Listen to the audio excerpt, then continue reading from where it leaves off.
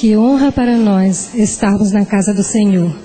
Que alegria está em nossos corações nesta manhã, no Santo Sábado, partilhando das boas novas. Sejam todos bem-vindos e que vocês possam sentir a presença do Senhor neste momento. Muito obrigada.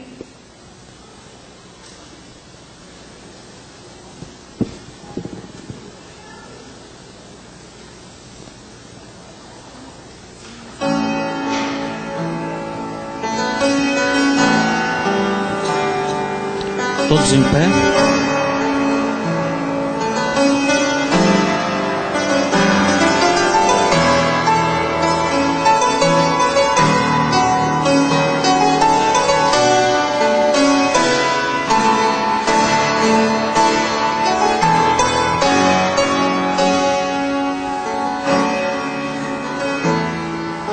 Santo é Senhor, nosso Deus Criador, Tu és digno de todo louvor. Grande é Senhor, Teu amor sem igual, nos livrou do pecado e do mal. Em uma voz vamos todos cantar, Teu poder sempre nos unirá. Aleluia, Santo é o Senhor. Tua presença imploramos, Senhor, nossa vida está em Tuas mãos. Venha aceita, ó Deus, nossa adoração. Tua presença imploramos, Senhor, nossa vida está em Tuas mãos. Venha aceita, ó Deus, nossa adoração.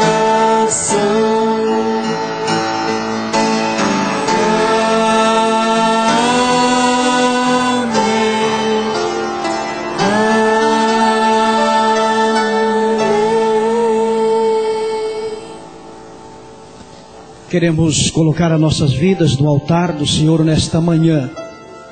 Você que trouxe o seu agradecimento, mas também trouxe o seu pedido, o seu clamor, gostaria de convidá-los a estar neste momento no altar do Senhor para clamarmos a Ele pela bênção que Ele tem para nos conceder. Enquanto cantamos, você pode se dirigir à frente. Deus de amor, nós queremos ouvir Tua voz falando ao nosso coração. Como amigos oramos a Ti, suplicando Teu poder e direção. Vem, Senhor, escuta nossa voz. Vem, derrama Tuas bênçãos sobre nós. Só em Ti nós podemos viver. Teu poder nos dá força pra vencer. Teu poder nos dá força pra vencer. De joelhos nós vamos orar a Deus.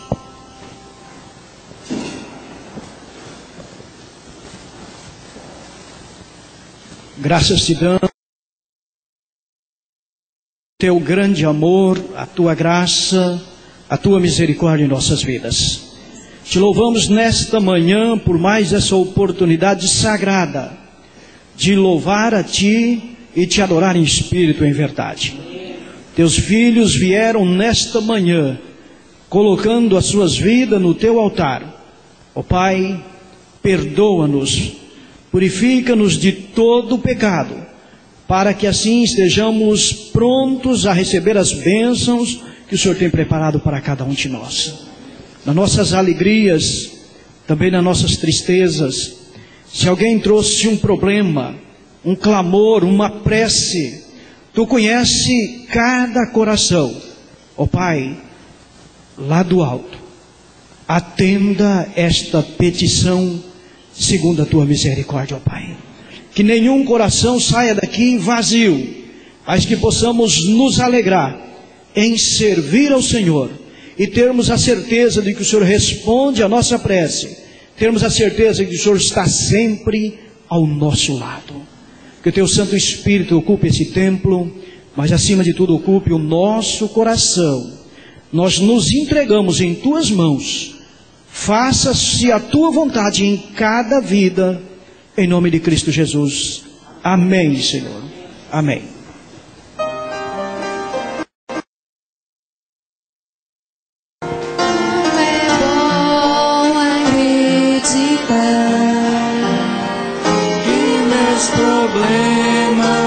Deus resolverá.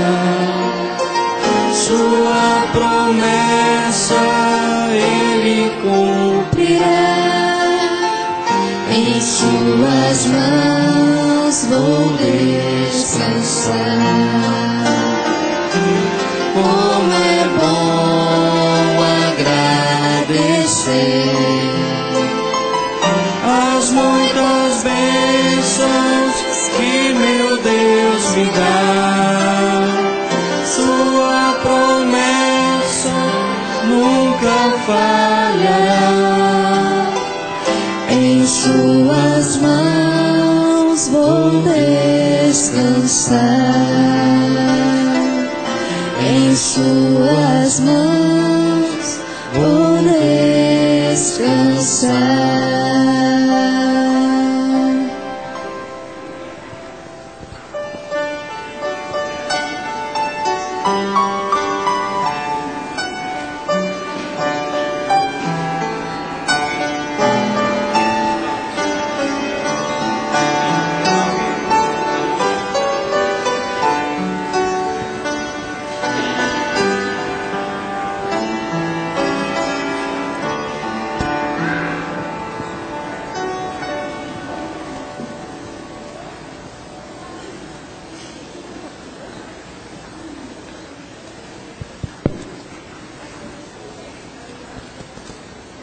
Olá, crianças!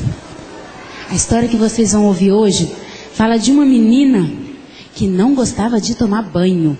Quem é que gosta de tomar banho? A gente tem que tomar banho, né? Para ficar cheiroso, para tirar a caraca. E olha só, além dessa menina não gostar de tomar banho, ela também não gostava de escovar os dentes. Tinha um bafão. E olha só, o nome dessa menina era Raimunda. E de tão suja e fedorenta, chamavam ela de Raimunda Sugismunda. Coitadinha dela, né? Um dia a mãe dela falou: vou fazer alguma coisa para essa menina melhorar. Não pode andar tão suja e fedorenta assim. E ela falou assim: já sei, eu também não vou fazer nada, porque a Raimunda não gostava de limpar a casa. Ajudar a mamãe a lavar a louça, e arrumar o quarto. O quarto dela era uma bagunça. Naquele dia a mãe falou assim: vou dar uma lição na Raimunda. E a Raimunda foi para a escola, tomou o seu café da manhã, não escovou o dente, não penteou os cabelos e estava fedida, que ela tinha até feito xixi na cama. Quando chegou na escola, as crianças olhavam para ela com aquele cabelo alvoroçado, aquele olho tudo cheio de sujeira, um bafo de gambá. Gente, estava terrível. Só que aí, quando a Raimunda saiu da escola, chegou em casa, não tinha almoço. a casa estava suja. A louça do café da manhã estava tudo na mesa, estava tudo do mesmo jeito de como ela tinha saído. E ela falou, o que aconteceu com a mamãe? E ela chamou mamãe. E a mãe falou, oi minha filha, tudo bem com você? Como é que foi na escola? Ah, foi legal, brinquei bastante. Ela estava suada de tanto brincar. E a mamãe falou assim, você está com fome? Ah, eu estou com fome. Ela falou, olha, você vai ter que preparar o seu café, porque eu tô o seu almoço, porque eu estou cansada. E eu acho que eu não vou trabalhar mais não, vou fazer igual você. Vou ficar o dia inteiro só brincando e passeando. E ela achou estranho, a minha mãe, ela nunca fez isso. E ela falou assim, ah, tá bom, né? A minha mãe melhora depois. E quando chegou a tarde, a casa continuou suja. As louças tudo do mesmo jeito. O quarto da Raimunda estava tão sujo e fedido. E ela falou assim, não pode. Mas por que a minha mãe está fazendo isso? E ela foi perguntar, mamãe, o que está acontecendo? Essa casa está imunda. Não tem comida, a senhora não fez nada hoje. Ah, Raimunda, é porque eu acho que a sua vida é tão legal. Eu também não vou escovar mais meu dente. Eu não vou mais tomar banho. Vou fazer serviço de casa não, porque é muito ruim, né? É chato fazer serviço. E a Raimunda ficou assustada. Falou, o que vai ser dessa casa? Se só eu não fizer, tudo bem, mas e a minha mãe? E ela aprendeu uma lição. No outro dia, quando a Raimunda acordou, o que ela fez? Tomou um banho, porque ela estava muito suja. Escovou os dentes, arrumou o quarto, preparou o café da manhã, lavou as louças.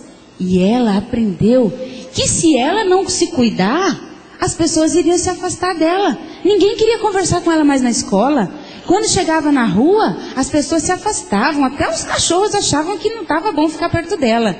E ela aprendeu, puxa, a minha mãe eu acho que fez isso para me ensinar uma lição.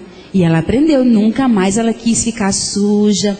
Ela passou a ajudar a mãe dela a arrumar a casa, a lavar a louça. E todos os dias ela tinha amigos para brincar. Coisa que ela não tinha, porque ninguém queria ficar perto de uma menina suja e fedida. Não é importante tomar banho? Você gosta de ficar perto de alguém fedido?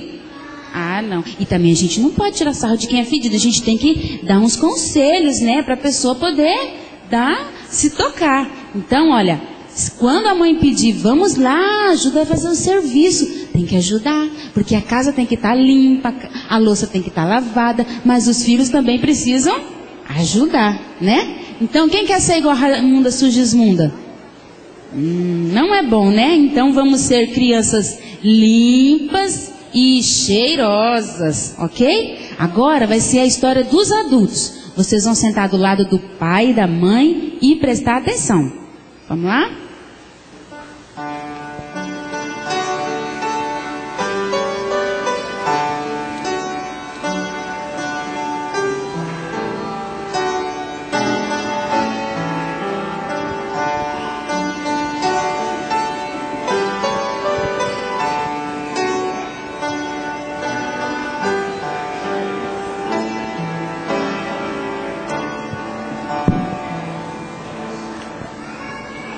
Neste momento nós vamos assistir um vídeo que fala sobre o incentivo à fidelidade a Deus nos dízimos e as ofertas, e em seguida os diáconos e as diaconisas estão passando as salvas.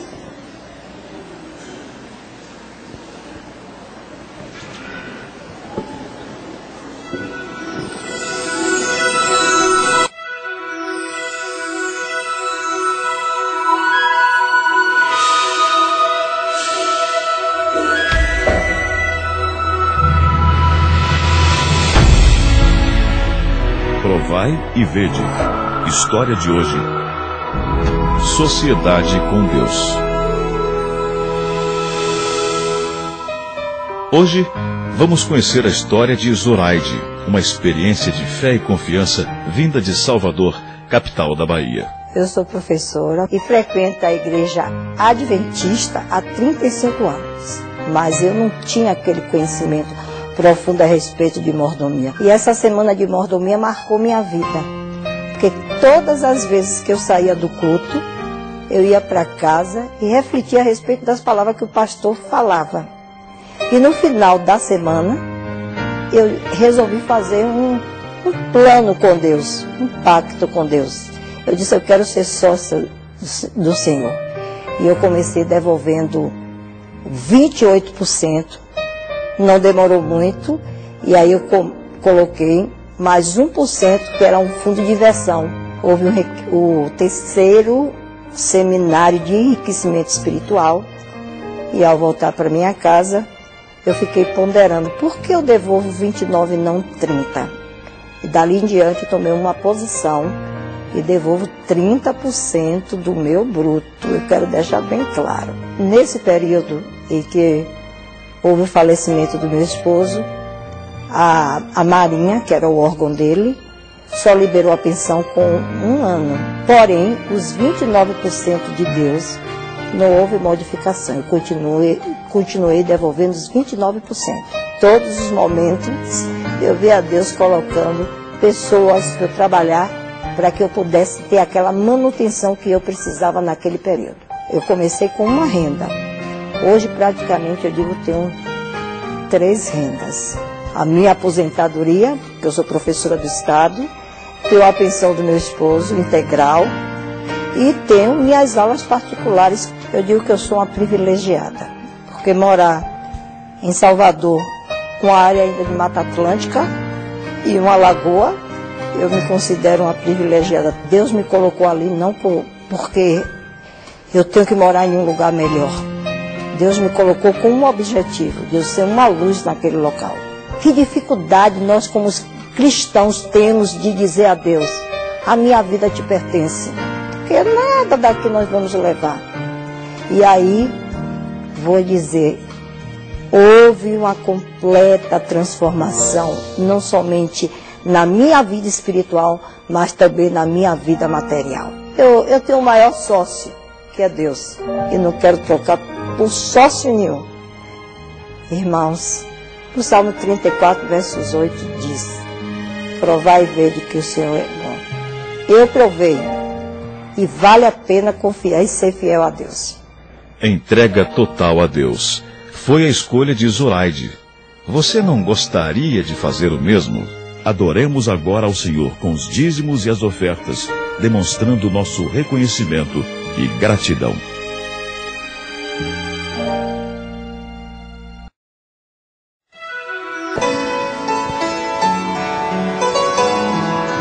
Preciso me entregar, Senhor. Preciso a Ti me entregar.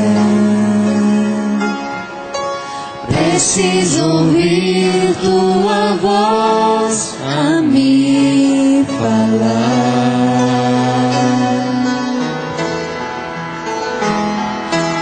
Não tenho nada a Te oferecer, somente um coração impuro e pecador. Mas aqui estou, me aceita, Senhor.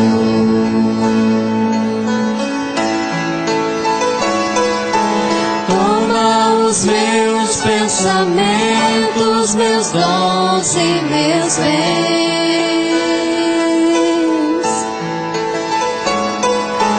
Toma o meu coração e tudo que ele tem.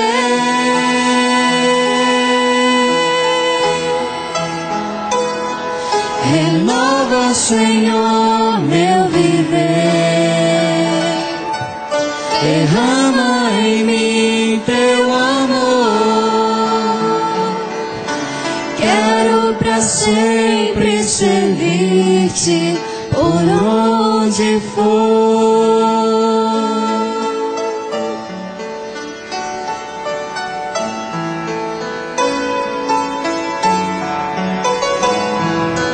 Preciso me entregar, Senhor. Preciso a Ti me entregar. Preciso ouvir Tua voz a me falar.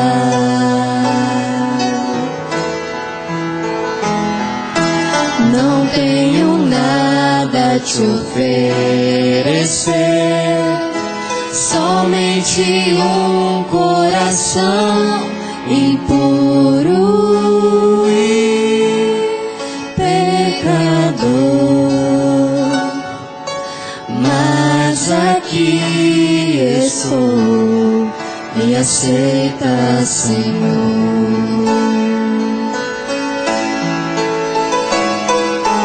Toma os meus pensamentos, meus dons e meus bens.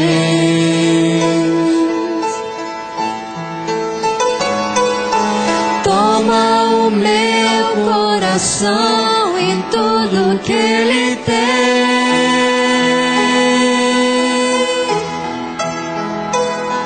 Renova, Senhor, meu viver.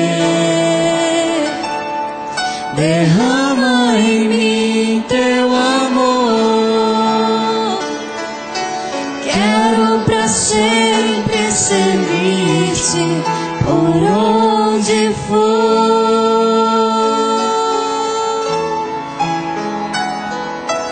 Quero pra sempre servir-te por onde for.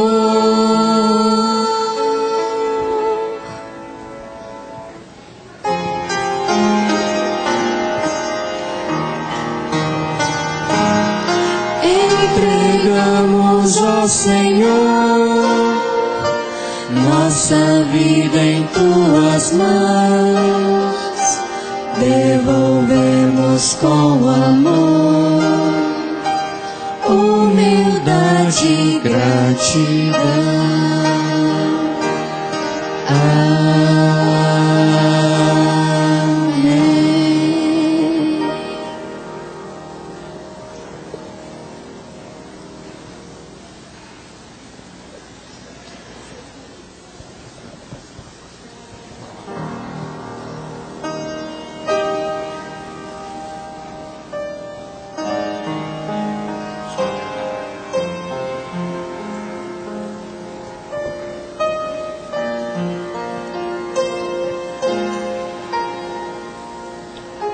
Hino de 220. É prazer servir a Cristo.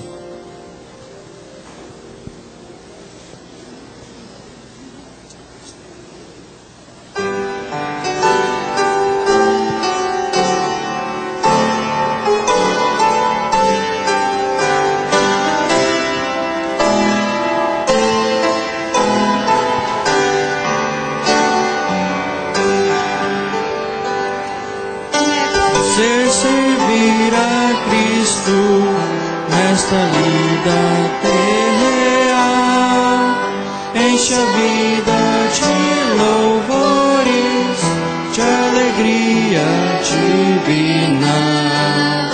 Há prazer na vida por Jesus, que afasta o coração do mal. Cada instante é prazer, sobre a mão do seu poder, no viver com Cristo há prazer real. Prazer servir a Cristo, sobretudo a toda dor, pois maiores sofrimentos suportou o Salvador. Há prazer na vida por Jesus, que afasta o coração do mal. Cada instante é prazer, sob a mão do seu poder, no viver com Cristo há prazer real. É prazer servir a Cristo, alegria perenal, pois expulsa as trevas da alma com a luz celestial. É prazer na vida Jesus, afasta o coração do mal.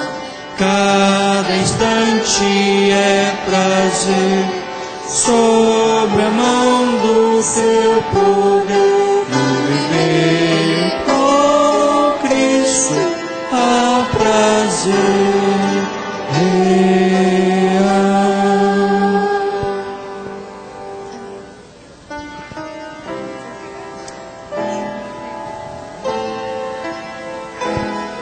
Hino de 219, sempre alegre.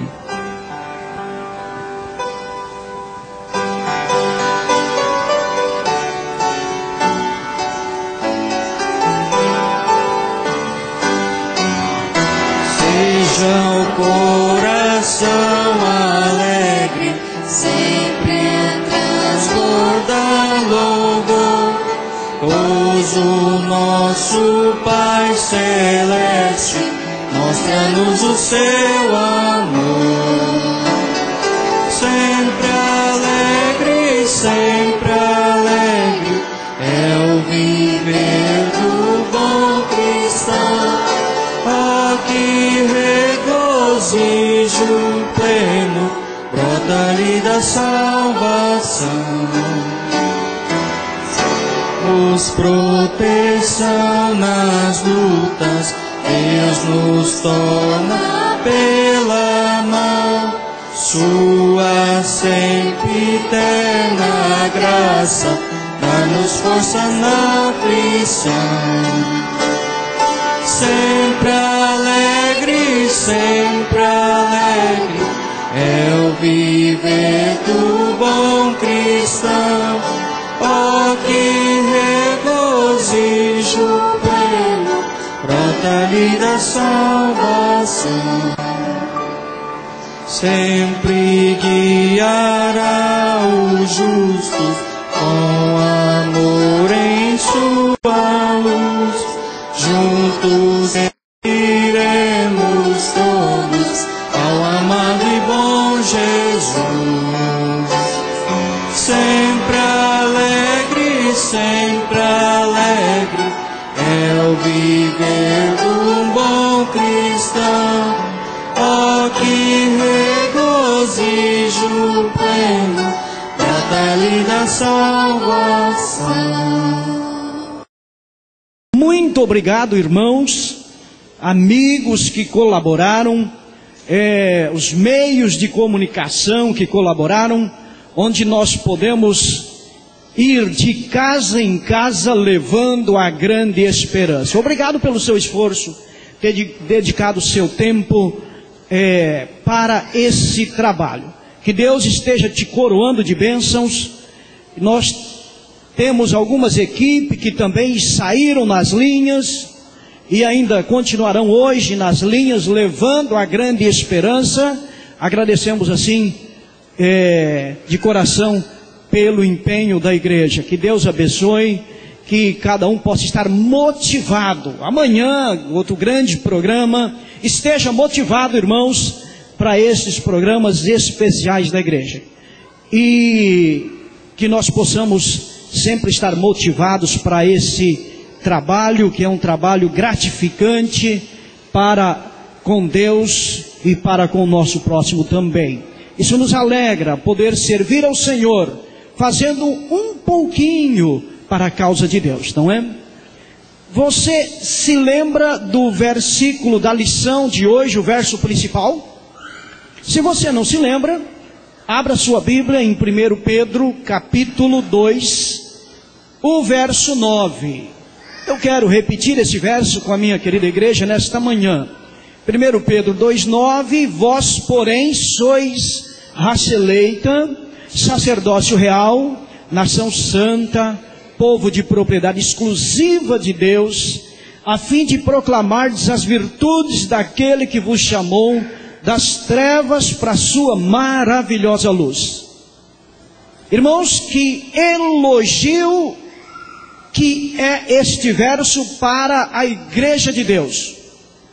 Nossos queridos que estão nos acompanhando pela internet, imagine bem, veja que elogio Vós sois o quê?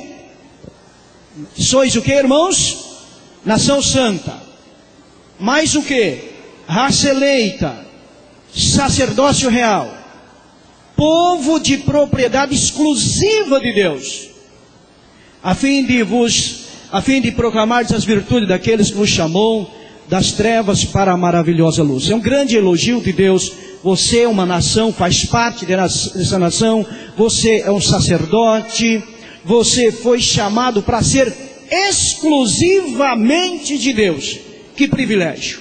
Mas eu quero apresentar nesta manhã 6 virtudes impressionantes para que eu e você sejamos alegres, como o hino que cantamos, seja um coração alegre.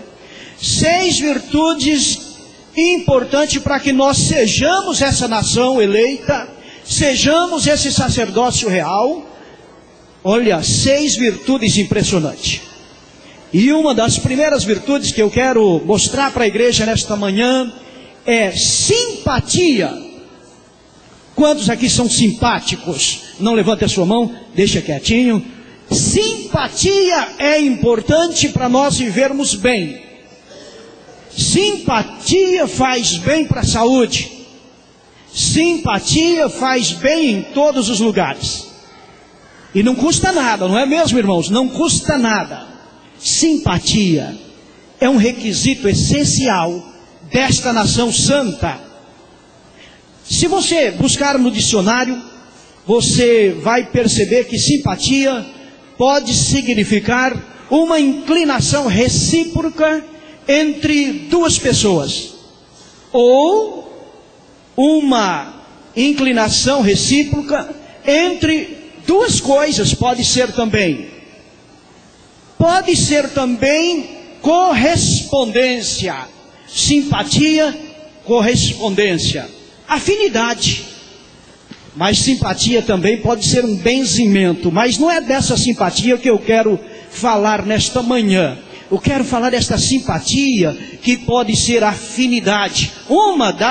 Dos requisitos essenciais para sermos cristãos felizes.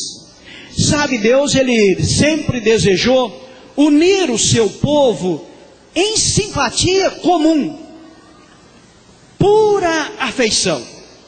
Sabe, meus queridos, quando nós somos simpáticos, isto se torna um cheiro de vida para vida. Se torna assim uma bênção de Deus.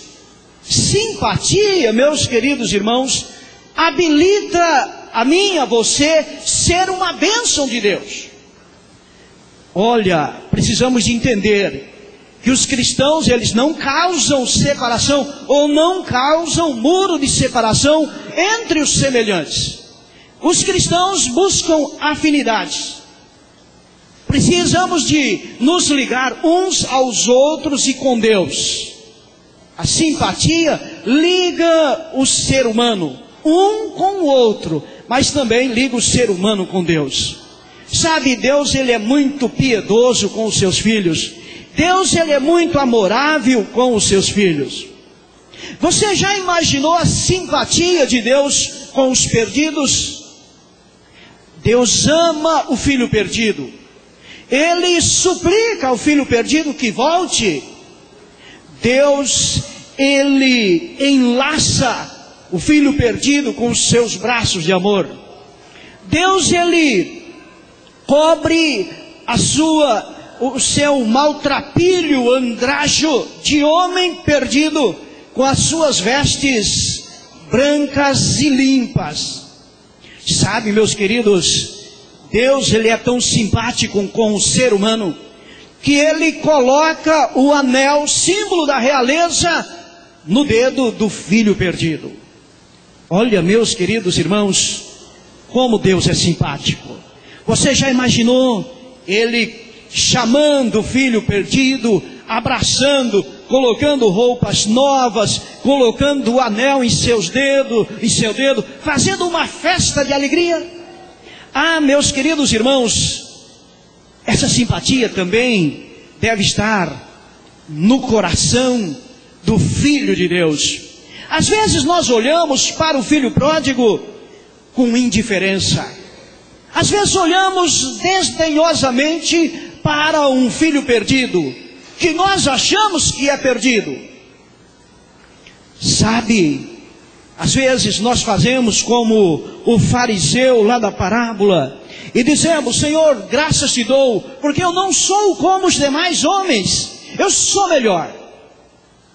Sabe, pensa uma coisa comigo.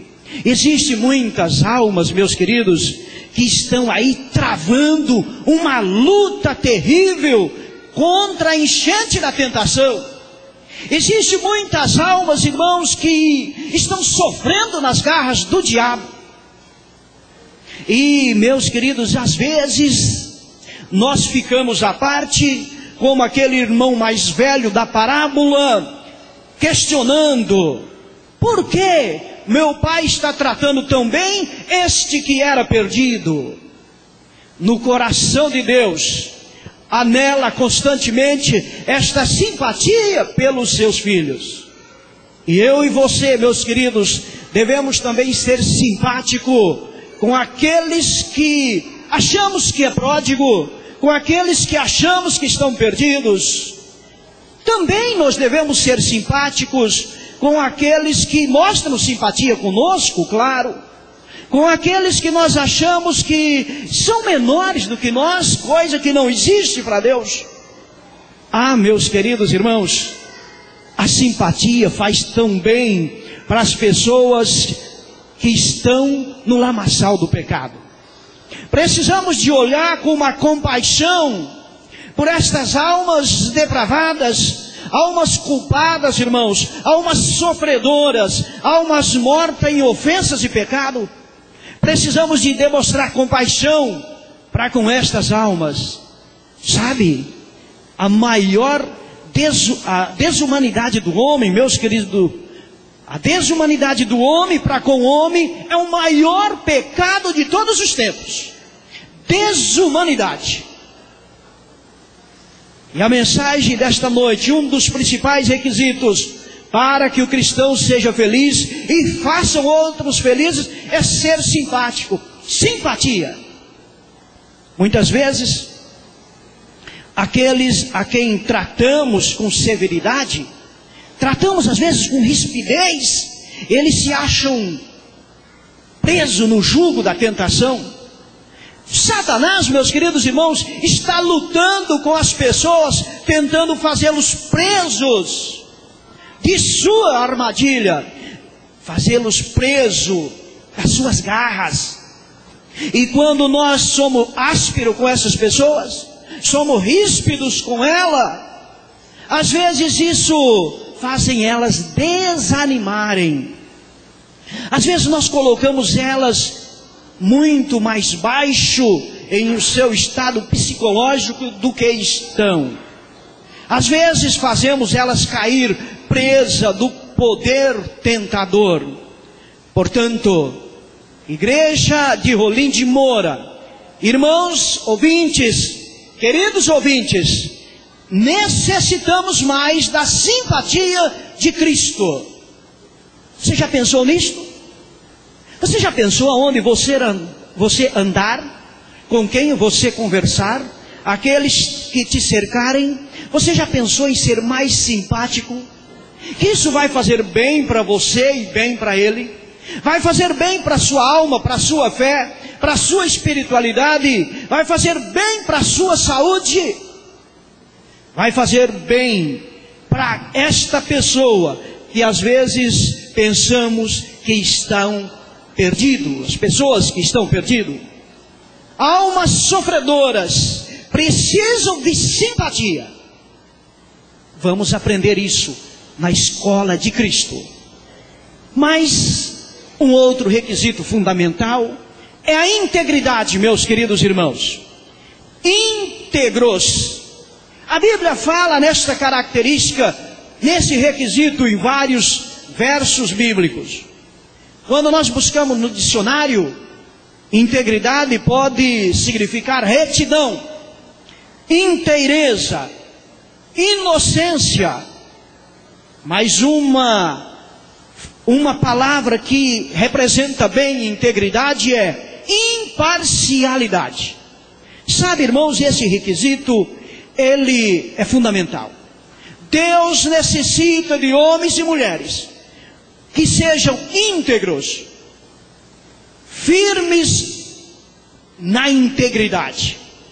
Ora, queridos irmãos, homens e mulheres que não temam erguer a sua voz em defesa do direito. Homens e mulheres de integridade de caráter. Cada ato da nossa vida precisa ser demarcado por esta palavra: integridade, imparcialidade ou retidão.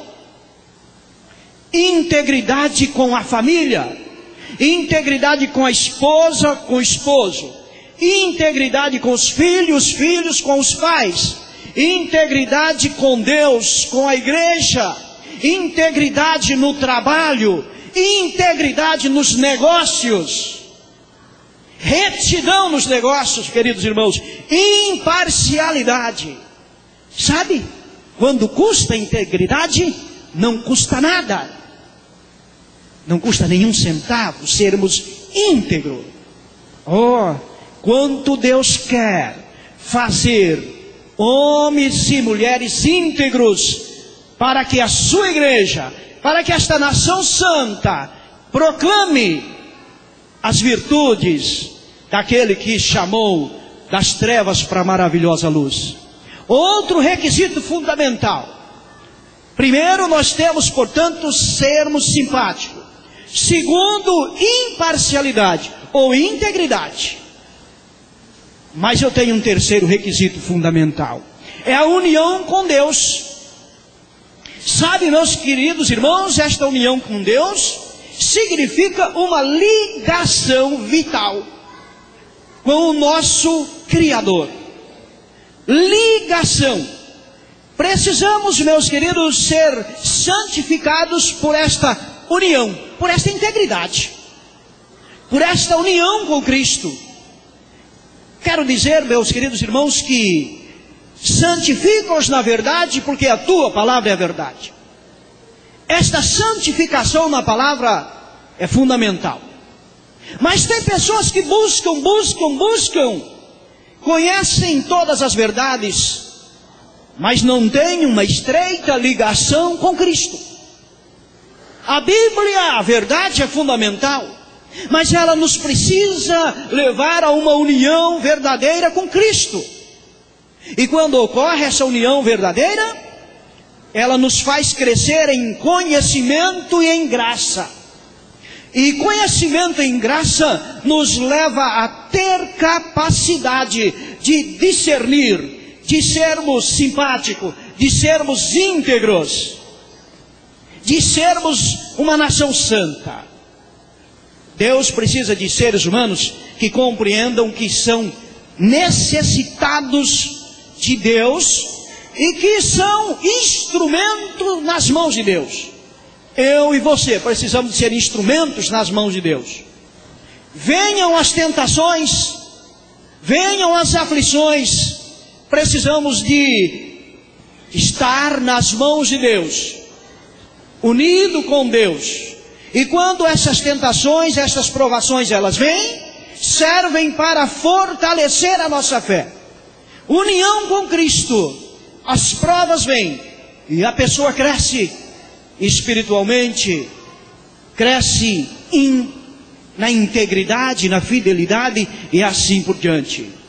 Precisamos de pessoas unidas com Cristo para representar bem esta nação santa que Pedro fala para nós. Mas um outro requisito fundamental é humildade. Oh, meus queridos irmãos, humildade é um requisito básico para a vida do cristão. Se nós buscarmos no dicionário, humildade significa modéstia, também significa submissão ou inferioridade. Mas humildade significa simples ou despretensioso. despretensioso. Olha que importante. Humildade. Deus quer uma nação santa, simples. Uma nação santa, despretensiosa. Uma nação santa, submissa ao Criador. Requisito fundamental, que faz bem à saúde, faz bem à alma, faz bem à fé. Quanto custa? Nada. Não custa nada. Sabe, o povo de Deus precisa possuir em alto grau este requisito, a humildade. Mesmo que possuímos grande experiência na vida cristã, a humildade é essencial. Mesmo que temos de formação acadêmica, precisamos de humildade. Que tenhamos um curso de teologia, precisamos de ter humildade.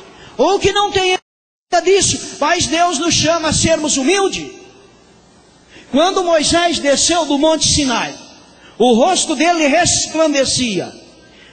E ele não sabia que o seu rosto resplandecia. As pessoas olhavam para Moisés, olha como o rosto de Moisés está resplandecendo. E Moisés não batia no peito, olha para mim, eu estou resplandecendo. Não, Moisés era humilde, simples, despretensioso. Que requisito lindo, irmãos, para o cristão: simplicidade, humildade. Paulo, o homem que encontrou com Deus, o homem que teve uma conversão lindíssima, ele olha para si e ele tem uma humilde opinião de si mesmo. Ele diz: olha, eu sou um dos principais pecadores. Ele podia dizer: não, eu encontrei com Cristo, eu sou santo, eu não sou pecador, eu não cometo pecado. Mas Paulo, não, ele encontrou com Cristo e olhava para si e dizia: eu sou o principal pecador. Simplicidade, humildade. Ah, meus queridos irmãos, ele olha para si e diz: não que eu julgo ter alcançado, mas eu prossigo para o alto. Humildade. Não que eu julgo ter alcançado. Que requisito fundamental. E olhe o exemplo de Jesus. Que exemplo Jesus. Jesus, ele, falando de João Batista, ele diz: João Batista é um dos maiores profetas. E alguém foi a João Batista e interrogou João Batista: João Batista, você é o Cristo? João Batista: não, eu não sou o Cristo. E ele era tão simples, tão humilde, tão despretensioso, que ele diz: eu não sou digno nem de desatar a sandália do Cristo. Eu sou apenas um precursor de Cristo. Que humildade de João Batista! Humildade de Moisés, humildade de Paulo, humildade de João Batista. João Batista, certa feita, foi questionado: olha, João Batista, você está perdendo discípulo, os teus discípulos estão em Cristo. E ele disse: olha, importa que ele cresça e eu diminua. Sabe quanto custa, meus queridos, esse requisito? Não custa nada. Igreja de Deus, veja que requisitos impressionantes que Deus quer trazer para nós refletirmos, pensarmos nesta manhã. Sim, importa que ele cresça, João Batista disse. O próprio Jesus ensinou esta lição da humildade. Abaixou-se a lavar os pés dos discípulos e dizer: eu preciso de ser servo. Simplicidade. Jesus ali abaixado. João Batista questiona: Jesus, você fazendo isto? Sim, Pedro, eu fazendo isto, eu preciso de servir. Eu não vim para ser servido, mas para servir. A humildade de Jesus é uma das maiores lições. Sou humilde. Tenho buscado esta característica, este requisito para a minha vida cristã. Humildade. Mas eu quero apresentar um outro requisito. E esse requisito é fervor. Fervor, irmãos. Precisamos de fervor. Se nós buscarmos no dicionário, eu achei interessante esta palavra, grande dedicação. Fervor é isto, grande dedicação. E nós cantamos hinos sobre fervor. Temos muitas passagens na Bíblia falando da necessidade de sermos fervorosos. Grande dedicação, mas também grande desejo significa fervor. Ou ímpeto, ou também ardor. Fervor. O tempo está passando, minha querida igreja. E Deus necessita de homens e mulheres de grande fervor, de grande desejo de salvar, de ser salvo, grande desejo de amar as pessoas. Deus está precisando de homens e mulheres que não buscam satisfazer as suas próprias necessidades, mas as necessidades do outro.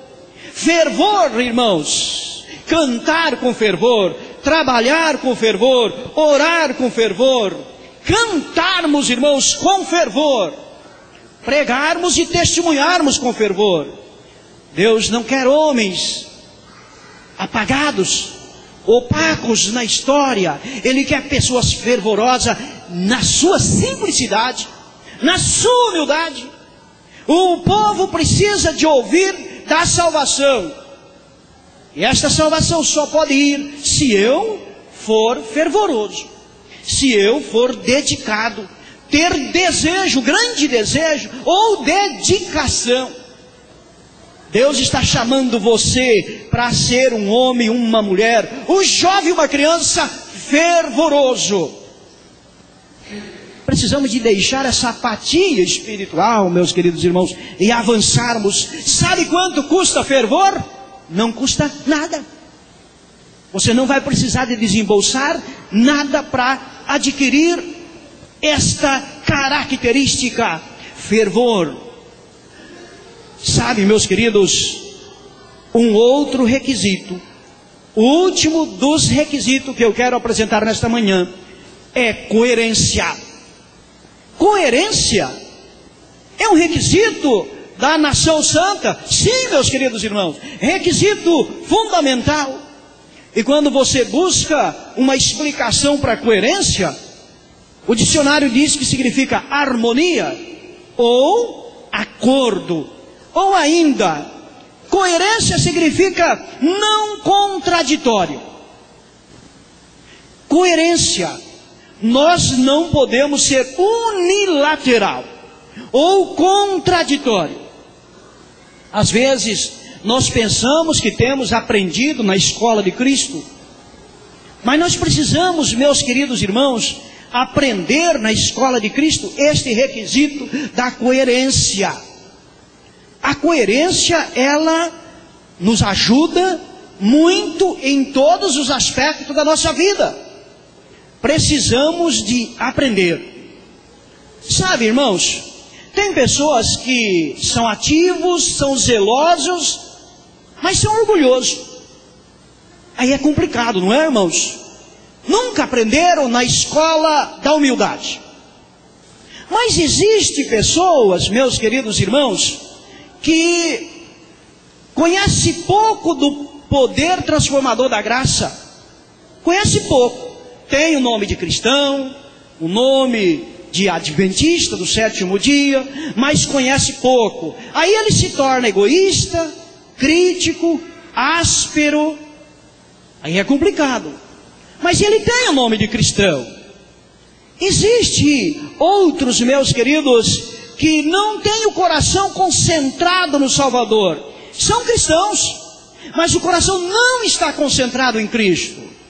Aí fica aquele cristão, eu sou cristão, mas não tenho uma concentração verdadeira em Cristo. Mas sabe que tem aqueles cristãos plásticos. Como assim, cristãos plásticos? ora pende para um lado, ora pendem para o outro lado, para agradar um ao outro. Sim, meus queridos, estamos falando desse requisito fundamental da nação santa, coerência.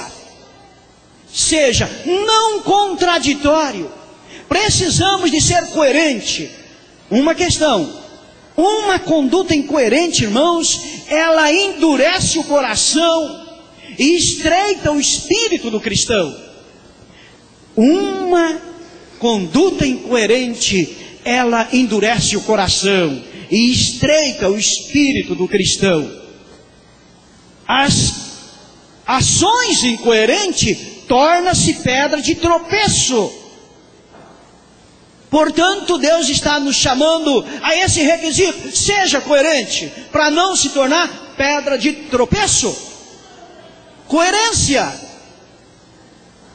Portanto, a nossa vida diária, ela precisa ser caracterizada por simpatia, por integridade, por união com Cristo, humildade, fervor, coerência. A nossa vida diária, minha querida igreja, queridos irmãos, amigos, a nossa vida diária deve ter um linguajar correto. Nada de frases, meus jovens, crianças, nada de frases com gírias, palavras vulgares. Cuidado, irmãos. Isso traz opróbrio à nação santa. Você foi eleito para ser uma nação santa. Frases, gírias, linguagens vulgares. Irmãos, o vestuário. Cuidado com o vestuário, irmãos. Irmãs, cuidado com o vestuário.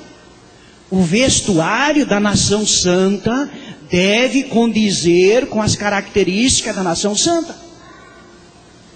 Vocês já pensaram nisso? Coerência, irmãos. Eu sou cristão. O meu vestuário representa o meu cristianismo? Há coerência? Ou alguém olha para mim e diz: não, esse... Coerência, irmãos. Requisito fundamental. Sabe quanto custa? Nada. Ser coerente, irmãos, não custa nada. A gíria que você ia usar, esqueça. Aquele palavrão vulgar, esqueça.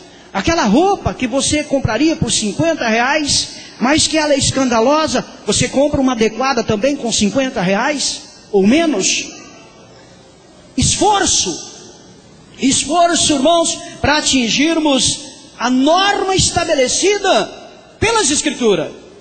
A nação santa precisa se pautar por estes 6 requisitos na sua vida diária. Meus queridos irmãos, e nós temos exemplos do bem em todas as épocas. Temos exemplo em todos os séculos. Temos exemplos maravilhosos para seguirmos. Temos exemplo dos nossos antepassados. Exemplo de grandes cristãos. Exemplo presente de pessoas que são santificados pela palavra, são santificados na união com Cristo, são santificados em Cristo Jesus para as boas obras, como diz a palavra de Deus. Da maneira em que lançam mão da obra. Há frutas aqui, pois eu as encontrei. Alguns de vocês andaram procurando nos pés baixos em vão. Outros encontraram alguma, mas os arbustos grandes foram passados por alto. Simplesmente porque não esperavam achar frutas aí. Veem que as frutas que eu apanhei são grandes e maduras. Dentro e pouco, outras vão amadurecer. E pode tornar a percorrer esses arbustos e colhê-las. Foi essa a maneira que eu fui ensinada a colher frutas, diz Ellen White. Se vocês houvessem procurado perto do carro, teriam encontrado da mesma maneira que eu. Ela disse para aquele grupo: a lição que vocês deram hoje, ao que estão aprendendo a fazer essa espécie de serviço, será seguida por aqueles que estão aprendendo. O Senhor tem colocado esses arbustos frutíferos, mesmo no meio desses lugares densamente povoados, e espere que encontre as frutas. Mas vocês têm estado todos muito ocupados em comer e divertir-se. Não vieram ao campo com a sincera dedicação de encontrar frutas. Devem daqui em diante trabalhar com mais zelo e mais fervor, e com um objetivo inteiramente diverso aos seus trabalhos, senão nunca serão bem-sucedidos. Trabalhando na devida maneira, ensinarão aos obreiros mais jovens que coisas como comer e divertir-se são de menor importância.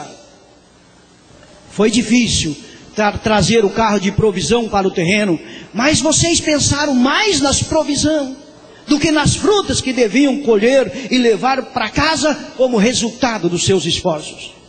Devem ser diligentes, primeiro para apanhar as frutas que estão mais próximas de vocês, e depois procurar as que se encontram mais afastadas.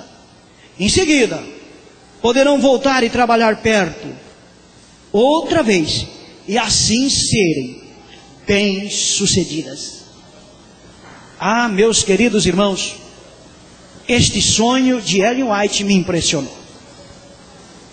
Às vezes estamos gracejando no campo de Deus. O que estamos fazendo? O que estamos fazendo?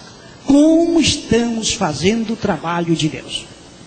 Eu quero desafiar a querida igreja nesta manhã a ir em busca de frutos.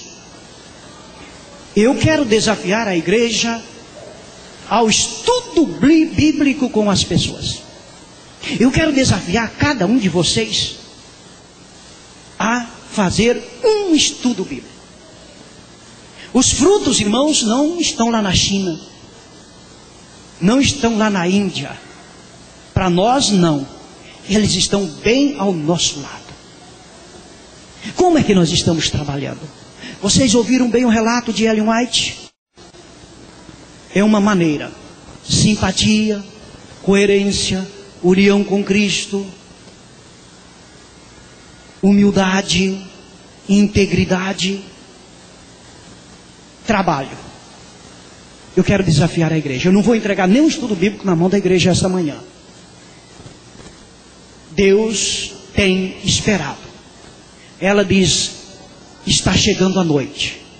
Depois que a noite chegar, nada poderemos fazer.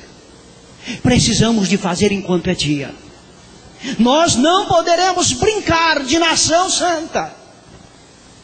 Nós não poderemos brincar de sacerdócio real. Nós não podemos brincar de propriedade exclusiva. Faça a sua parte. Eu vou desafiar você. Eu gostaria de ver, final desse ano, pelo menos 80 estudos bíblicos nesta igreja. Pelo menos 80 estudos bíblicos. Mas, Daniel, aonde que eu vou conseguir? Aonde que Ellen White conseguiu as frutas, irmãos? Pense nisto. Você ouviu bem o relatório. Vá com dedicação. Ore. Eu sei aqui na igreja que tem pessoas que têm 8, 10 estudo bíblico. Outros nenhum. Caia de joelho e diga: meu Deus, eu sou um obreiro teu, o Senhor me chamou para isso. Eu quero fazer o seu trabalho. Saia hoje. Estude, meu querido. Arrume um estudo bíblico para você fazer. Você vai ver como a sua fé vai melhorar. Você vai ganhar almas para Cristo. Você vai ver como a sua vida espiritual vai se melhorar. E também a vida espiritual daquele que você ganhar para Cristo. Eu desafio você, pelo poder do Espírito Santo. Vá, não deixe chegar a noite. Faça enquanto é dia.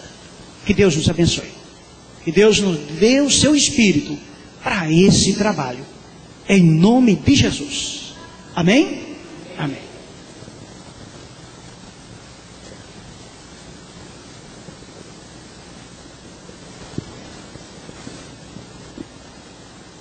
Se queremos então ter mais fé, ter mais poder, Precisamos então agora ouvir o convite desse hino que nós iremos cantar, o 327.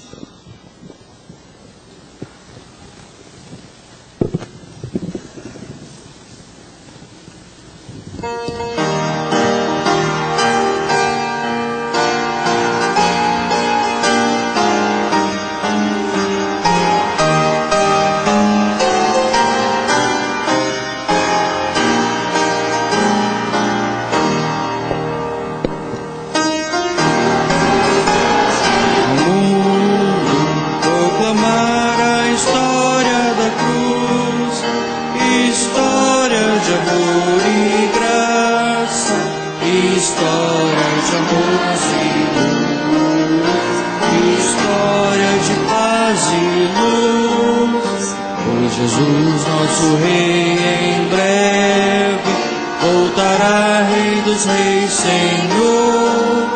Virá seu reino de luz pura, reino de paz e amor. Dirige ao mundo.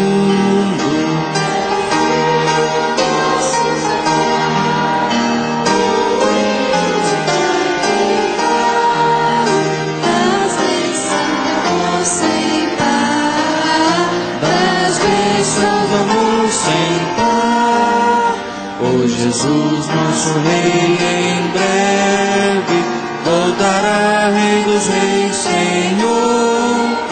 Virá seu reino de luz pura, reino de paz e amor. O dever é levar Cristo ao mundo como alguém que pode salvar, que pode afastar pecados, e a glória de Deus mostrar, e a glória de Deus mostrar. Pois Jesus, nosso Rei, em breve voltará, Rei dos Reis, Senhor. Virá seu reino de luz pura, reino de paz e amor. Te louvamos, querido Deus, pela tua bondade para conosco. Obrigado porque nos dá esta oportunidade de testemunhar do teu amor para as pessoas que nos rodeiam. Nós agradecemos porque o Senhor nos dá a promessa de que estará conosco, ao nosso lado, nos guiando, nos orientando e nos dando a oportunidade de testemunhar do teu grande amor. Está a tua igreja nesta manhã e queremos ser desafiados para o céu, para pregarmos, testemunharmos enquanto é dia, porque virá um momento em que não teremos a oportunidade e será tarde demais, ó Pai. Use esta igreja, use como instrumento em tuas mãos para levar a mensagem ao mundo. E esses requisitos, essas características possam fazer parte da tua igreja, desta nação santa, ó Pai, para que possamos assim proclamar as virtudes daquele que nos chamou das trevas para a maravilhosa luz. Te louvamos por tudo. Dá-nos a bênção desse restante de sábado. Em Cristo Jesus suplicamos agradecidos. Amém e amém, Senhor.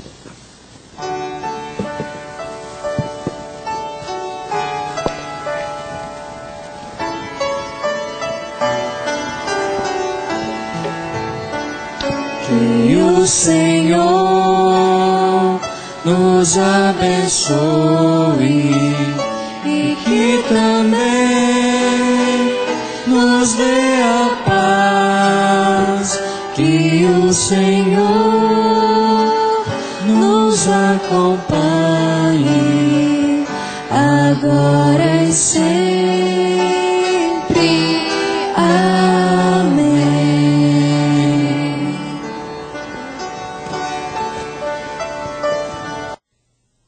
O teatro tinha lugar para não mais de 2.000 pessoas.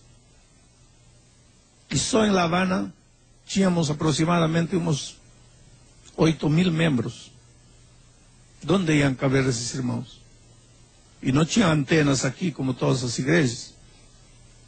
Então os irmãos levavam cada um seu amigo, com quem estavam orando, estavam estudando a Bíblia, levavam o amigo, o deixavam na porta do teatro, e eles ficavam afora esperando. E quando terminava a reunião, cada um recolhia seu amigo e voltavam para casa. E na viagem de volta para casa perguntavam ao amigo: o que você ouviu? Então o amigo que tinha ouvido a palavra de Deus agora contava para o irmão, e as verdades se afirmavam na cabeça dele. Uma noite uma senhora foi lá e ela disse em seu coração: eu não acredito em Deus. Esse homem fala com tanto fervor de Deus, mas eu não acredito em Deus. Ela praticamente nasceu já no regime comunista. Deus não existe. Para eles, Deus não existe. Para eles, Deus é fruto do imperialismo. Deus não existe. Mas eu preguei aquela noite com tanta convicção que essa mulher disse: olha, eu sei que por mais que esse homem quase me convence, eu sei que Deus não existe. E na hora do apelo, ele não se levantou e não veio à frente. Estava voltando para casa. E voltando para casa fez uma oração. 20 anos atrás, seu marido se jogou no oceano, nadou e chegou aos Estados Unidos. E quando ele foi, disse para sua esposa: logo que eu me estabilizar lá, eu mando levar você para lá. Já tinham passado 20 anos. E o marido nunca mais deu notícias. Ela pensou que ele podia ter morrido, mas um dia, por alguém que chegou dos Estados Unidos, se enterou que ele estava vivo lá em Miami, mas não dava notícias. E ela com os filhos sofrendo sozinha em La Habana. 20 anos. Aquela noite, ela ouviu a pregação. Uma pregação mais ou menos como esta. Não há nada impossível para Deus. Se você crê, se você se converte de todo o coração, se você invoca o nome do Senhor, se você vem a Sião, o Senhor vai te devolver o que o inimigo te tirou. E ela, no caminho para casa, disse: Senhor, Deus, eu sei que tu não existes, mas se por algum motivo tu existes, vou te dar a oportunidade de me provar que tu existes. Se tu existes, se esse homem pregou, e se o que ele pregou é verdade, e se tu és Deus como ele pregou, e se tu intervens na vida dos seres humanos como ele ensinou, eu vou te dar a chance de me provar que existes. E eu acho que ser humano nenhum deveria fazer isso com Deus. Mas ela era uma mulher sincera. Ela não acreditava em Deus. E até quando falamos besteiras, Deus tem tanta compaixão da gente, sabe? E ela disse assim: vou te dar a oportunidade de me provar que existes. E a prova é a seguinte: vou te dar uma semana, ó Deus, para que meu marido, que há 20 anos foi embora, dê notícias. Entre em contato comigo. Eu sei que isso é impossível. Mas se tu és Deus, eu te dou a chance de me provar que és Deus. 7 dias. A partir de hoje, Senhor, já vai correndo o tempo. Você tem 7 dias para me provar que és Deus poderoso. Quando desceu no ônibus, na casa, uma vizinha estava na porta da casa e disse: Maria, vem, vem. tem uma ligação telefônica aqui na minha casa para você, vem. Ela correu, pegou o telefone. E do outro lado, a voz do marido. Disse: Maria,